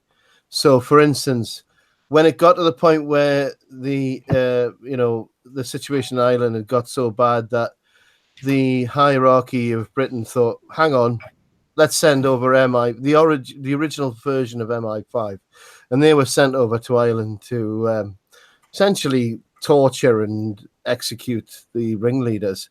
And this is what happens. It's military, what's it called? Military etiquette. You awaken the next level who then come in and investigate what's going on. So whatever kind of threat you are, you will be met eventually by a greater, higher level of enemy who will come in and try to deal with you.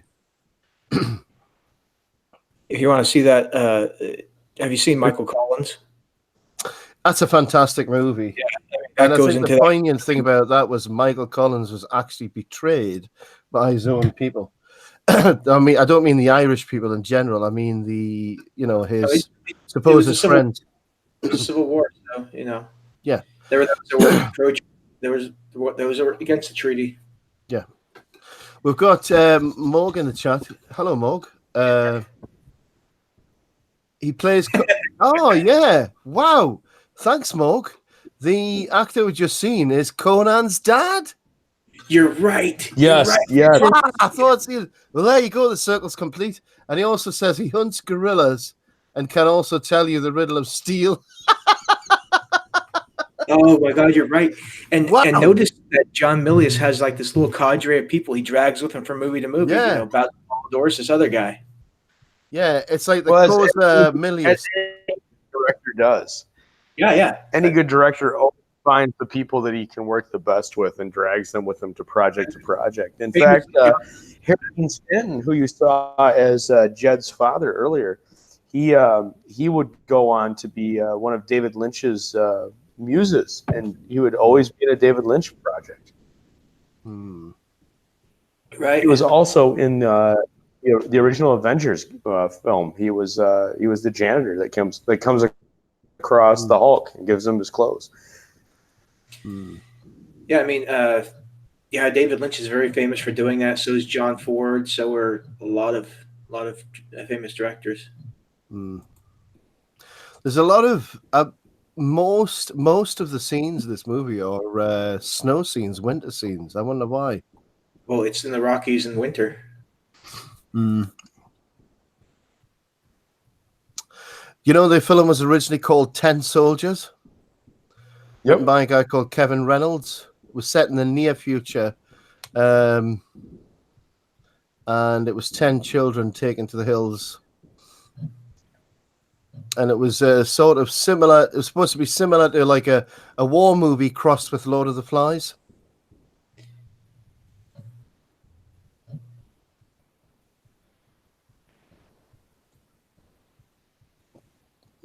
Can I just say at this point, I heard the word chopper. I have to say this. Go to the chopper! Go to the chopper now! Well, this is where they find they discover that one of their they have issues internally. Yeah. Internal affairs. Yeah.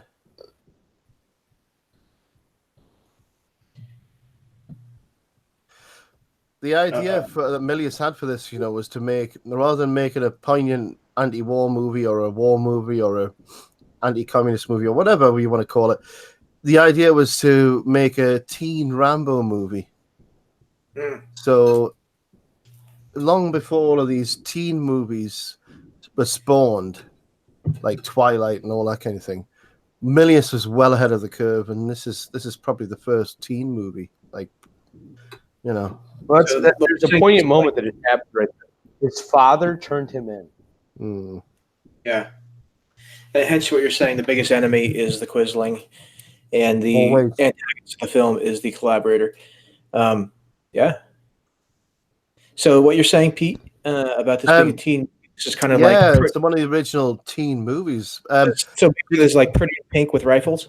Yeah. Well, did you know when Milius was signed up to direct this movie, the contract was that he would get a fee of $1.25 million plus a gun of his choice. So that was in the contract. I get $1.25 million. I get a gun of my choice. Oh, fucking badass. This is a very poignant scene because you have you have a member of one of their brothers has betrayed them, and they're going to resolve it. And they have to resolve it. They kill the prisoner first.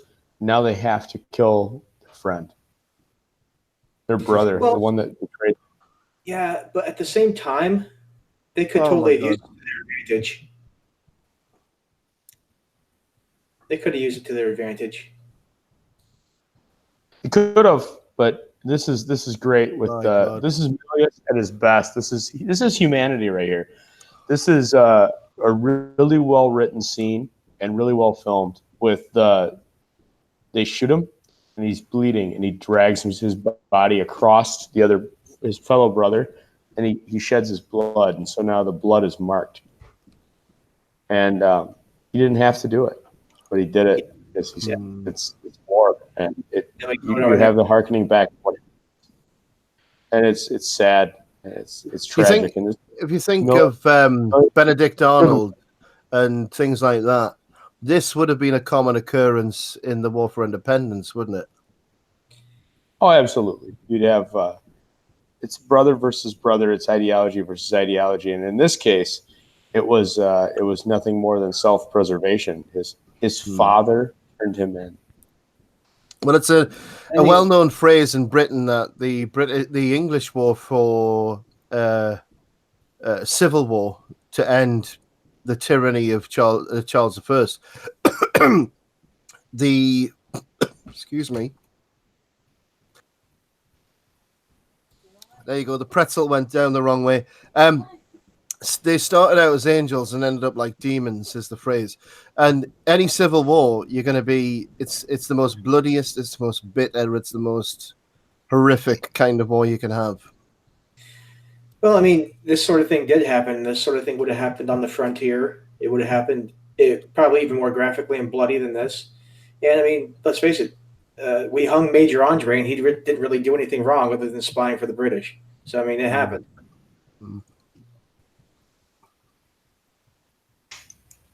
Brother against brother is the. And then was it after this that Patrick Swayze did North and South?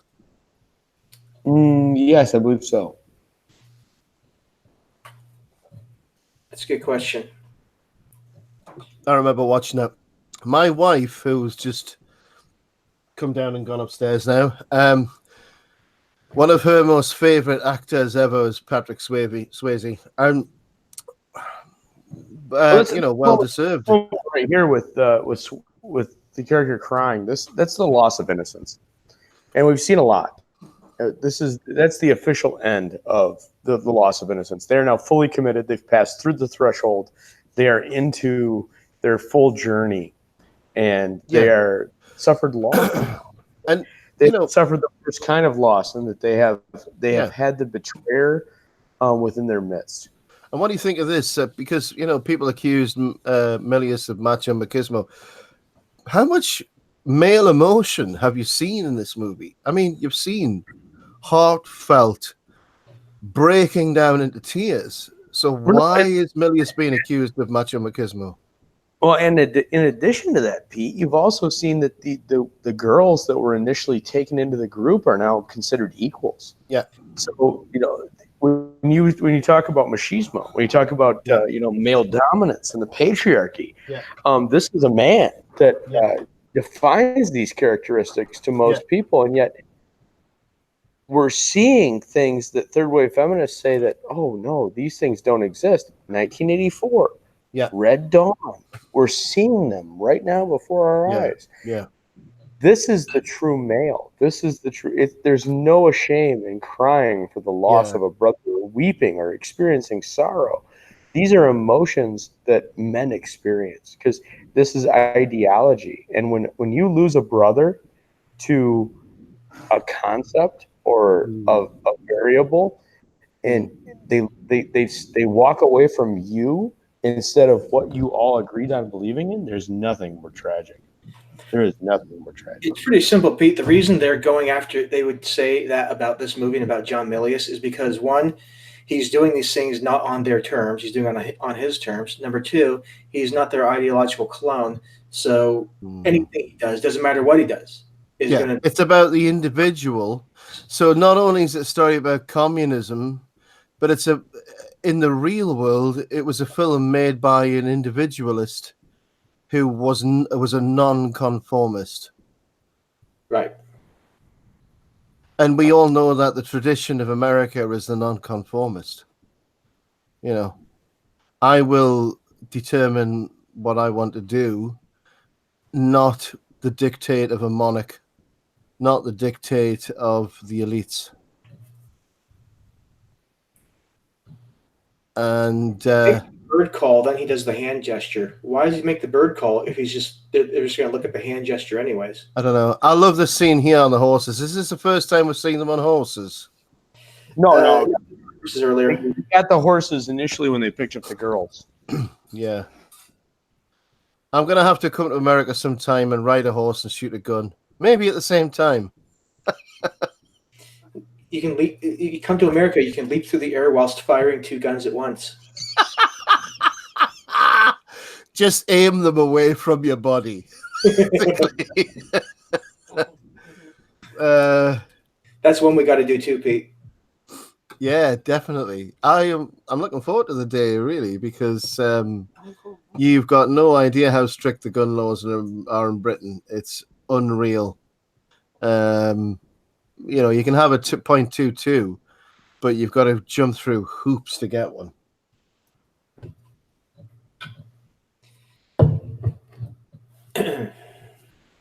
And this feast of Cheerios and oranges, this scene should be played in schools just to say, hey, kids, do you realize how privileged you are to have oranges and Cheerios?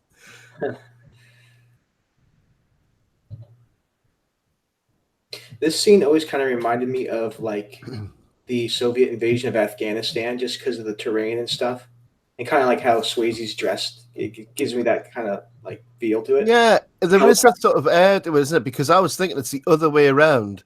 The American youths are now sort of, oh wow, I love this aircraft. Oh, it's just shot here. I don't like that very much, but I've always loved this aircraft. It's typically Russian, This is the Hind heavy attack helicopter. This is the Soviet philosophy of, if we can make it bigger, more powerful, and have more guns, it's going to be efficient. It's Soviet philosophy in its defense. And these are actually not Hinds. Yeah. These are actually the same aircraft that were used in Rambo 3 to represent Hinds, but they were heavy attack or heavy lifting helicopters that were heavily modified by Hollywood. Again, they look like Hinds, but they're not Hinds. This is this practical special effects glory that peaked in the 1980s prior to the evolution of CGI in the 1990s. These are actual physical machines that were just manipulated to look like the actual thing.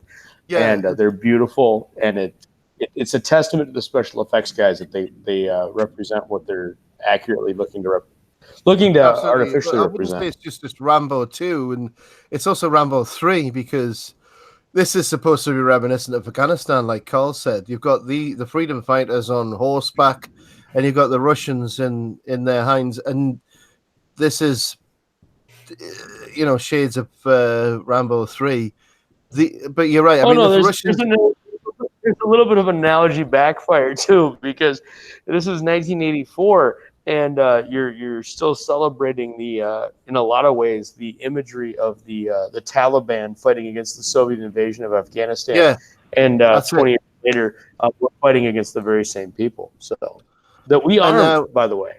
And ironically, you've now got the obviously, the Taliban are now known to be what they are, not just fighting the Russians. They are what they are now. But the other thing here is we're going to see the helicopter taken out here by the personal rocket launcher. The Russians always decide when they make something, okay, that's good, but can we make it twice as heavy?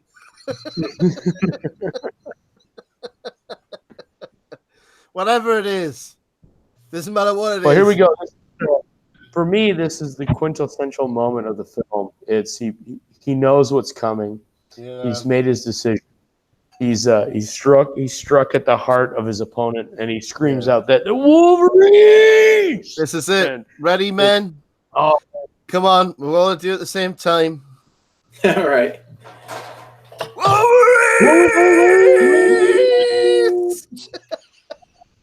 Are you happy, Pete? I am. All right, good. Yeah. I would have hidden behind the rock, but that's me. I would have as well. Yeah. And hope they just passed. Yeah. When you're starting to see that there's suffering loss, and this is important because again, this goes back to that third wave feminism. Yeah. We don't see equality. We don't see where is it in modern cinema. We need to have women represented. Yeah. But yet we have now in a 1980s action movie, we have lost Leah Thompson here with "I'm killed, Jed." I'm killed. She has suffered the greatest loss that you can endure. She has fought for a cause. She has died, and she is considered an equal. She is just the same as the men. They're fighting, and they're fighting for a reason. It's the same as the love of man. This is beautiful because it disrupts the entire third wave feminist argument that and however we can't possibly. Yes. And the height of sexism is apparently that a man is moved more by the death of a woman than the death of a man, in terms of to see a woman die is incredibly hard for a man to see. Absolutely, because apparently we all hate women, Aldous. Apparently. Yes, obviously. There could be no other explanation, Pete. It couldn't be that a woman offers hope for the future. Yes. And here she is dying a hero's death. You know? Absolutely. This is an excellent representation, too, of somebody that's not only come of their journey, but understands that their journey does not end in death and that they can serve a purpose beyond their death.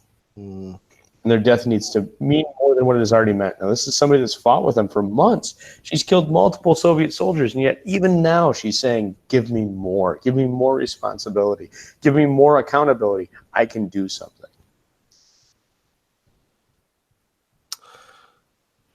Yeah, I mean, this is the most powerful moment in the movie for me, really. Yeah, dude. I mean, when she gives that line, I'm just gonna lay here and listen to the wind for a while. That really hits you, doesn't it? Yeah, it does.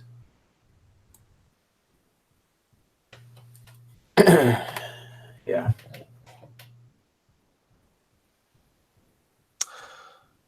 Well, this is why we fight wars. We fight wars, and I know it's going to sound sexist. I don't give a shit. We fight wars to protect our women. We fight wars to protect our children. In Britain, I remember my nana saying many years ago, you don't go off to fight a war for king and country. You go off to fight a war for your wife and your children. Absolutely. All wars are local. Yeah. We're building up to our final big scene here, guys. The big boss. Oh, that's probably why I wouldn't have wanted to crawl behind that rock. To put troops on the ground to find me.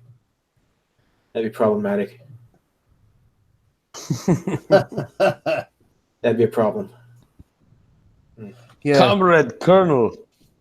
I love my if there's anything that I love more than bad subtitles, it's when bad subtitles just say speaks the Russian. Yeah. I've got to hear speaking Russian, responds in Russian. But there's actual subtitles on the screen anyway. Of the subtitles of the subtitles. Yeah. I can't believe that is the same actor that plays Conan's dad. That's amazing.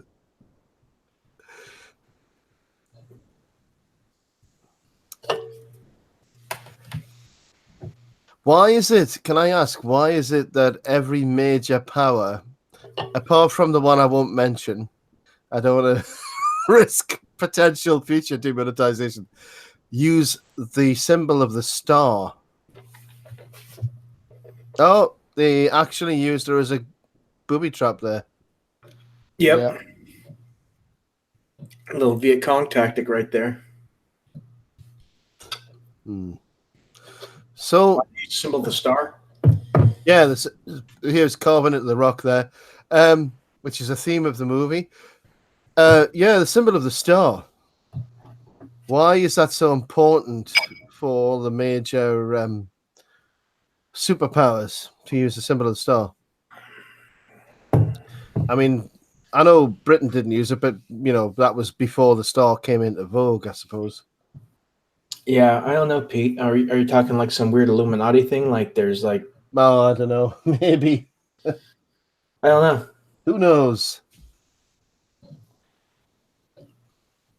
If Creepy Pete's still in the audience, I'm sure Pete has some esoteric references on that. I'm not sure if he's still around or not. Yeah. But Yeah, there's there's all kinds of symbolism associated with it, but I think a lot of it also has to do with things that happen in a country's history. Like if you look at, for instance, like the Saudi flag, for instance. I mean, it's the symbol of the House of Saud, right? Uh, that's all part of what they got going on. What about this? Libertarian theorist Murray Rothbard argued that the film was not so much pro-war as it is anti-state. Rothbard gave the film a genuinely positive review while expressing some reservations with the story. But he's talking about the idea of a tyrannical state. What do you think about that? Well, any good war movie is inherently anti-war. There is no such thing as a good pro-war movie, because in order to present war, you have to present loss, and no one wants to see loss. No one wants to see people die. I mean, ideally, even fighting the greatest evil that arguably humanity has ever seen in World War II between the Axis powers, you don't want to see good men die, and yet inherently by going into conflict, good men will die. That's the greatest tragedy of the longest day, and what it heralds is good men died to save the rest of humanity. But nobody wants to see that, so you can't have a film that's pro-war and doesn't show the loss aspect. What you're sacrificing. These are good men that are giving their lives for the greatest cause in humanity, to give your life for somebody else, for the salvation of another. That's what my ethos is based on, right? My Savior gave his life for the salvation of all that were to come after him. Well, what even more it sacrifice says, can a man give? What if a man dies for his friends, but if a man even dies for his enemies, that went that far to die for his enemies. Exactly. That's the ultimate gift that was given. I like the way that Patrick Swayze's shown. He's come full circle. He's now the veteran. He's wearing a Russian beret hat. I can't remember the name of that kind of hat. It's not a beret. It's a different, like a cap. Forage cap. That's it. Yeah. Thank you, Carl. And we've come full circle, and now we see the Cuban general talking about his memories of home. He's had enough. He wants to go home. And there comes a point in every war, doesn't there, where you've just had enough. Well, I think the toll is independent upon the man, right? And this film shows you the toll of war on both sides. The Wolverines have definitely lost their innocence, and their occupiers have definitely lost their virtue, if there ever was virtue on the part of a communist. Because let's be honest, they're subhuman. So, it's subjective in a lot of ways, but Milius does an excellent job of portraying that there's a little bit of humanity even within the dark evils, the lowest that a man can get of communists. And even a communist has had enough. What does it say when even a communist has had enough? Yeah. Absolutely. National Review Online. This is film number 15 in its best conservative movies. What do you think of this, boys? Adam Arsenault, that's an interesting name, said the film often feels like a Republican wet dream manifested into a surrealistic Orwellian nightmare. Well, he sounds like a twat.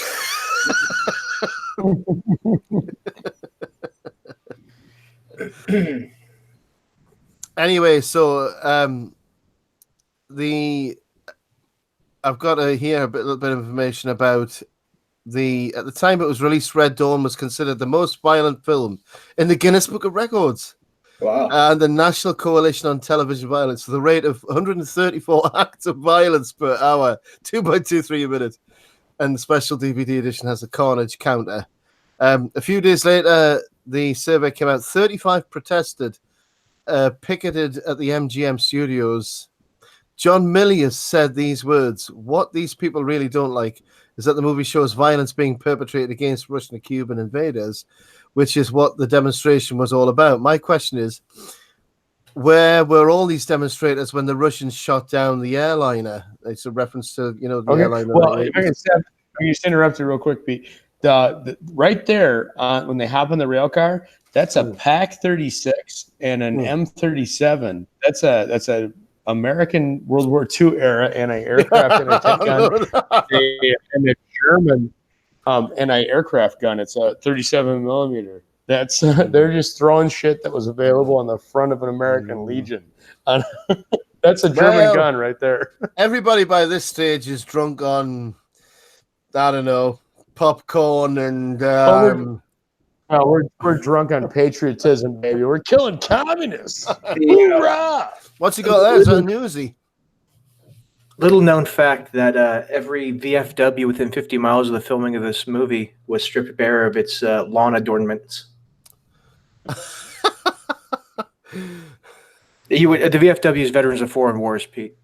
Well, do you know this protest that happened? After the protest happened in the recent movie 1984-95, the gun owners of America announced they were honoring Milius for dramatically depicting the importance in our time of the Second Amendment. Mm-hmm. So this is a dramatic... Hail Milius. Hail gun owners of America. This is a dramatic depiction of the importance of the Second. Yeah, it's obviously an extreme case, but it's See, Swayze just stood there. You wouldn't stand there and just receive a whole barrage of fire, would you? Well, this is also. I just got to the moment. The Cuban commander has seen Jed and Matt. Matt's dying, Jed's dying, and there's this moment of humanity. Yeah, mm-hmm. This is it. What we were saying earlier.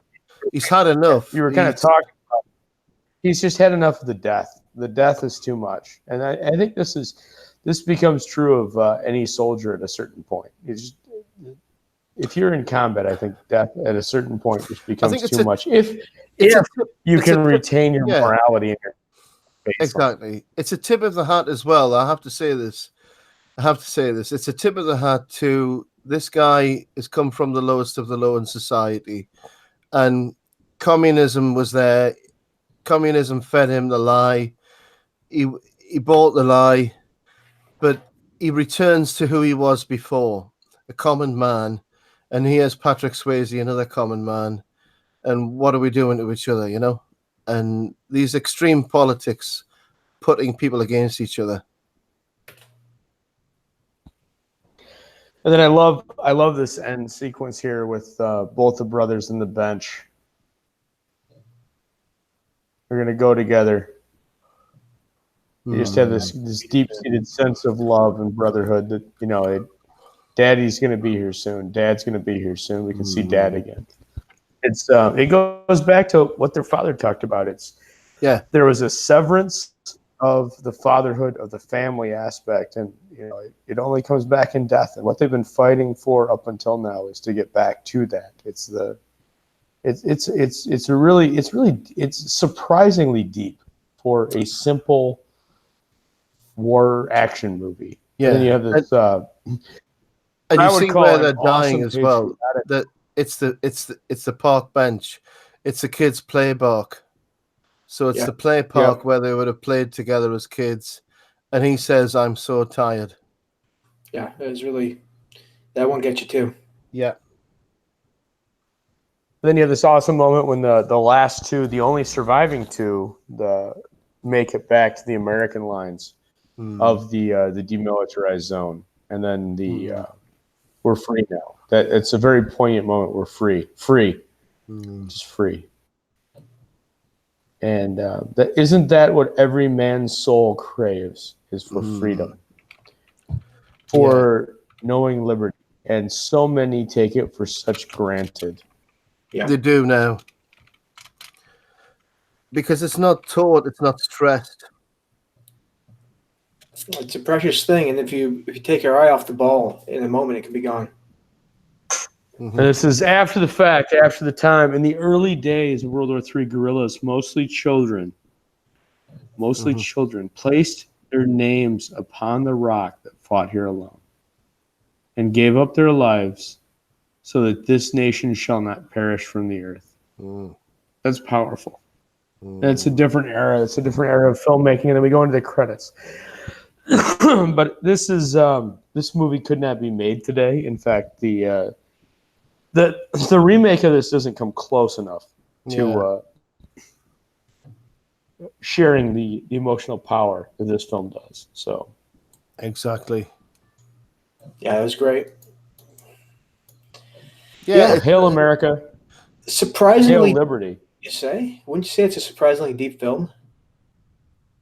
I would say so, yeah, because I think all of Milius's films operate on three different levels. You've got this overarching, just real simple action movie fun, and you've got two different levels: one of patriotism and one of ideology. And I think that's why Milius is so disliked now. Yeah, and so maligned. Because he had this definite sense of patriotism in all of his films. Even arguably Conan, there's a sense of deep-seated individualism and liberty of a man making his own choices within Conan. Is the lifeblood of America, definitely. And was there a Battle of Saratoga moment in that movie, do you think? I mean, the whole thing kind of like a a hit and run tactic kind of thing. But go back to what I said earlier about the Wolverines as an analog for the Sons of Liberty. Now think about it like this. Think about, all right, they kind of sparked off the resistance against the Russians that invaded. They were the ones that were writing the political graffiti on things. They were the ones that were, basically there there for the shot heard around the world. So I mean, what do you think? You think that kind of has legs to it, or is that just a crackball theory? No, I think you're right. I think you're right, Carl. Yeah. Yeah, I mean, and then the rock basically becomes our liberty tree. I think the rock also is symbolic of the bell as well, because the whole idea of resounding foundation, because and writing your name on a wall, writing your name on a rock, and this film didn't know it at the time, but the wall that you have in New York for 9/11